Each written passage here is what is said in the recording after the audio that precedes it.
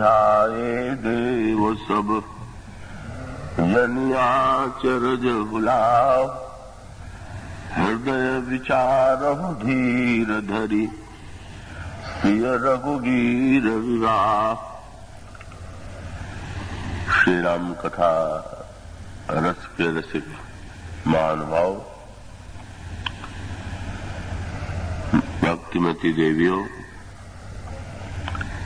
आइए धनुष यज्ञ के पश्चात हम सब भगवान के विवाह की लीला का रसास्वादन करें, क्योंकि दोनों ही प्रसंगों पर कथा कहने का अनुरोध किया गया है। इसलिए पिछले 3 दिनों में हम सब धनुष यज्ञ की चर्चा करते रहे हैं और आज सहित जो बचे हुए 3 दिन हैं उस पर, उस विवाह प्रसंग पर एक दृष्टि डालने की चेष्टा की जाएगी। पर आप अपनी पूरी एकाग्रता से और तन्मयता से समय का सदुपयोग करें।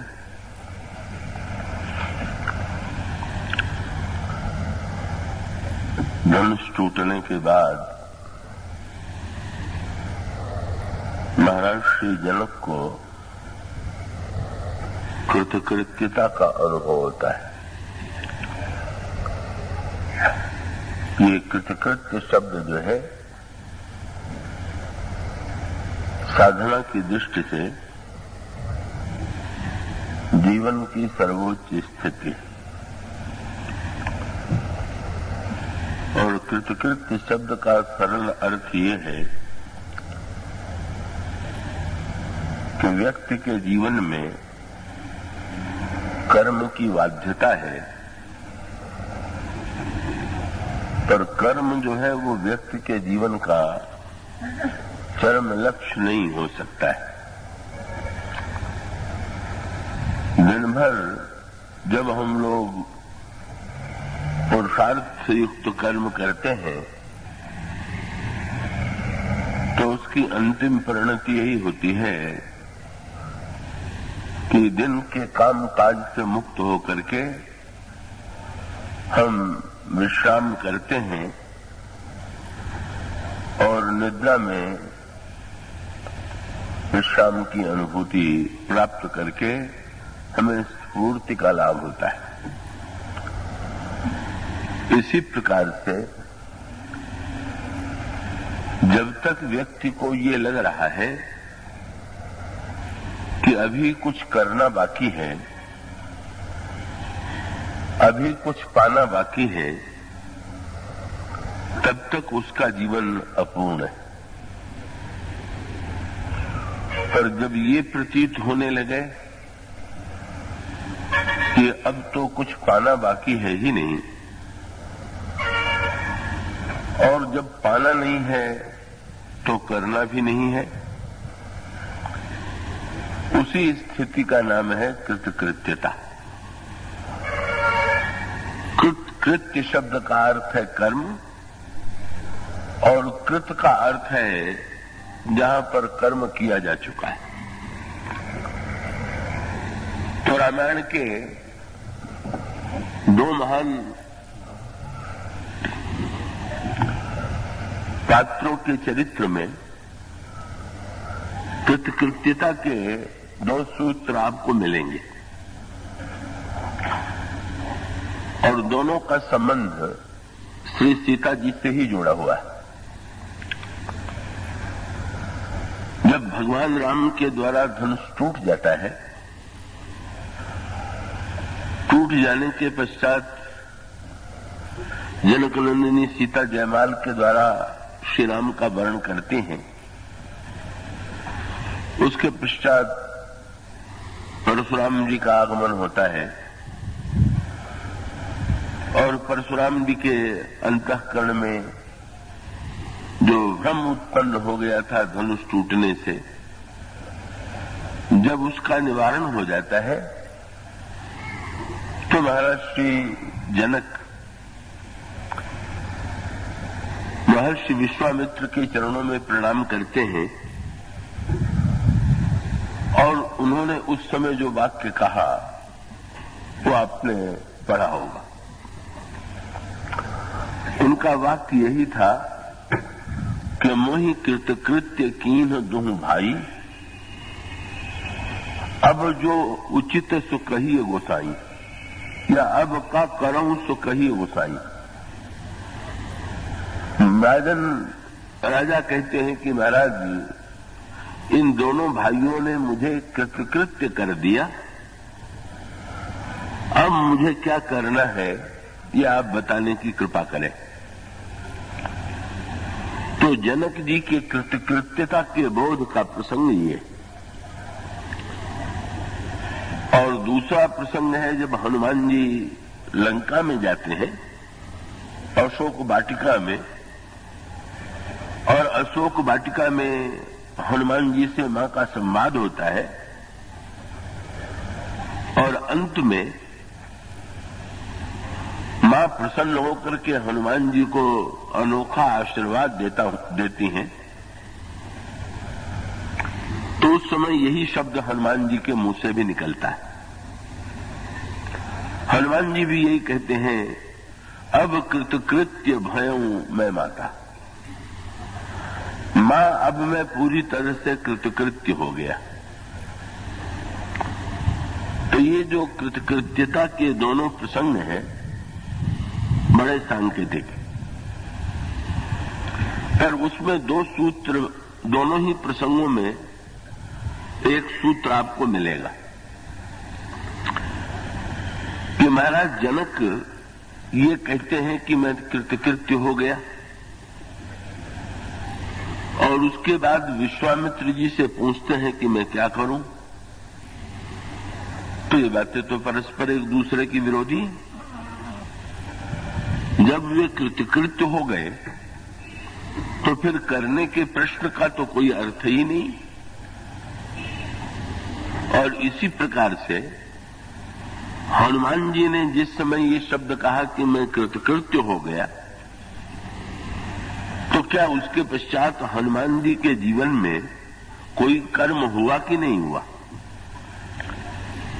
तो वहां पर भी उत्तर यही है कि जनक के जीवन में भी कर्म दिखाई दे रहा है और हनुमान जी के जीवन में भी कर्म दिखाई दे रहा है। का एक कर्म होता है कृतकृत्यता के पहले, जहां पर कर्म करना बाध्यता है, आवश्यकता है कुछ पाने की, तो कर्म करना ही होगा। पर जो महापुरुष कृतकृत्य हो जाते हैं वस्तुतः उनके जीवन में भी कर्म दिखाई देता है, पर उनके जीवन में जो कर्म दिखाई देता है उसमें व्यक्तिगत रूप से किसी कामना की पूर्ति के लिए किया जाने वाला कर्म नहीं। तो पहले तो महत्व का तत्व ये है कि कृतकृत्यता का संबंध श्री सीता जी से ही जुड़ा हुआ है। श्री हनुमान जी और श्री जनक दोनों प्रसंग में केंद्र में सीता। ये बात अलग है कि दोनों के नाते जो हैं वो सीता जी से अलग है। महाराज जनक ने सीता जी को पुत्री के रूप में स्वीकार किया और हनुमान जी ने श्री सीता जी को मां के रूप में स्वीकार किया, और इन दोनों के जीवन में ये कृतकृत्यता है। तो इसका सूत्रात्मक तात्पर्य ये है कि वस्तुतः श्री सीता जी के माध्यम से ही व्यक्ति को कृतकृत्यता की प्राप्ति होती है। तो जनक को कृतकृत्यता का बोध तब हुआ, जो बात पिछले 3 दिनों में आप सुनते रहे हैं, कि जब धनुष के रूप में अहमता टूट गई, और अहमता भगवान के चरणों में चढ़ गई, अर्पित हो गई। और श्री सीता जी के द्वारा जयमाल पहनाने के पश्चात महाराज श्री जनक ने अपनी ममता की केंद्र सीता को भगवान से जोड़ दिया और न अहमता शेष रह गई और न तो ममता शेष रह गई। का उस समय उन्हें ऐसा बोध होता है कि अब जीवन में कुछ भी पाना और करना शेष नहीं। तो एक और तो सूत्र ये है, पिता और पुत्री के संबंध का मूल आधार भी उसका जो मूल आधार है वो कामना न होकर के निष्कामता है। तो इसीलिए आप देखेंगे कि भगवान राम और श्री सीता जी दोनों एक ही तत्व के दो रूप हैं, लेकिन भगवान राम ने अपने जन्म के लिए महाराज दशरथ के घर का चुनाव किया और श्री सीता जी ने अपने लिए जनक का चुनाव किया। तो चुनाव का एक के घर में ईश्वर ने पुत्र के रूप में जन्म लिया और दूसरे के घर में ईश्वर ने पुत्री के जन्म के रूप में जन्म लिया। और दोनों में अंतर क्या है कि पिता और पुत्र के नाते में स्वार्थ और कामना जुड़ी रहती है। आप जब अपने पुत्र के लिए कुछ करते हैं तो आपके मन में ये स्वार्थ रहता है, आपके मन में ये कामना रहती है कि पुत्र बड़ा होकर के भविष्य में मेरी सेवा करेगा। तो पिता और पुत्र के नाते में लेन देन का नाता है, कामना का नाता है। पर पिता और पुत्री का नाता यद्यपि आज के युग में लोगों को बड़ा भार प्रतीत होता है, जो दुर्भाग्यपूर्ण स्थिति उत्पन्न हो गई है, लेकिन अगर गहराई से विचार करके देखें तो पुत्री और पिता का नाता जितना आध्यात्मिकता से जुड़ा हुआ है उतना पिता और पुत्र का नाता भी नहीं।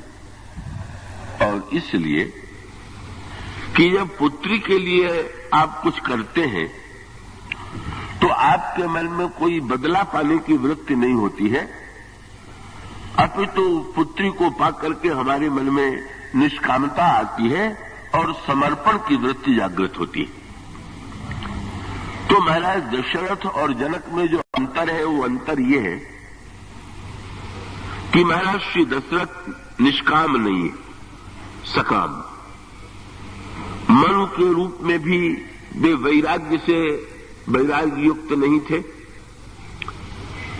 और वो स्वयं उनके मन में ये ग्लानि हुई कि होई न विषय विराग भवन बसत भा चौथपन, हृदय बहुत दुख लाग जन्म गए वो हरि भगत विनु। मनु को ये बड़ी ग्लानि हुई कि मैं बूढ़ा हो गया पर मेरे हृदय में वैराग्य उत्पन्न नहीं हुआ। और जनक जी के विषय में आप स्पष्ट शब्दों में पाते हैं, सहज विराग रूप मन मोरा, मेरा मन तो सहज वैराग्य युक्त है। तो विरागी को भगवान पुत्री के रूप में मिले और सकाम व्यक्ति को, रागी को व्यक्ति भगवान पुत्र के रूप में मिले। उसका अभिप्राय है कि यदि पुत्र ही बनाना है और कामना से ही जोड़ना है तो बहुत बढ़िया सूत्र हो गया। क्या कि भाई दवाई और मिठाई ये तो दोनों अलग अलग वस्तु है, लेकिन ऐसा अगर कोई चतुर व्यक्ति मिल जाए कि मिठाई को ही दवाई बना दे तो फिर लेने वाले के लिए वो आनंद ही आनंद है। तो दशरथ जी के मन में पुत्र की कामना थी क्योंकि वो तो निष्काम थे ही नहीं, वैराग्यवान थे ही नहीं। गुरु वशिष्ठ ने बड़ी चतुराई ये किया कि भाई पुत्र भी मिल जाए, ये स्वार्थ की पूर्ति है, और पुत्र स्वयं ईश्वर बन के आ जाए तो चलो परमार्थ की भी प्राप्ति हो गई।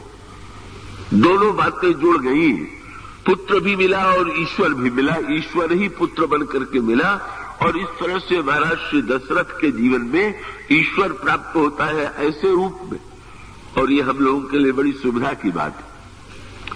ईश्वर कहता है कि हम तो सबसे नाता जोड़ने को प्रस्तुत हैं, चाहे कोई सकाम हो और चाहे निष्काम। और कितनी मीठी सांकेतिक भाषा है। भगवान ने जब दशरथ को पिता के रूप में स्वीकार किया तो भगवान ने संसार के सकाम व्यक्तियों को आश्वासन दिया कि यदि आपके मन में कामना है और जैसे पुत्र से पिता सेवा की आशा रखता है, इसी प्रकार से तुम मुझे पुत्र बना लो तो मैं तुम्हारी कामनाओं को पूर्ण करूंगा। और निष्काम है तो भगवान कहते हैं कि भाई आपको लेना तो है नहीं, देना ही देना है। तो देना है तो बहुत बढ़िया बात यह है कि मुझे दामाद बना लीजिए और आप समर्पण की वृत्ति मेरे साथ जोड़ दीजिए, आपकी निष्कामता भी धन्य हो जाएगी।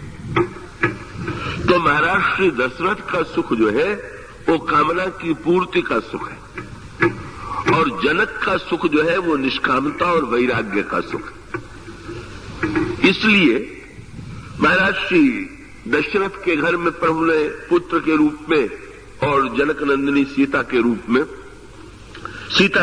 जनक के घर में जनक के पुत्री के रूप में उन्होंने अपने आप को स्वीकार किया।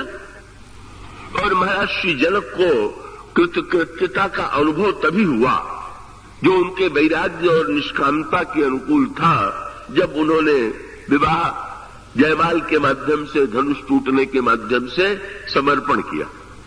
ये तो सारा प्रसंग ही समर्पण का प्रसंग है।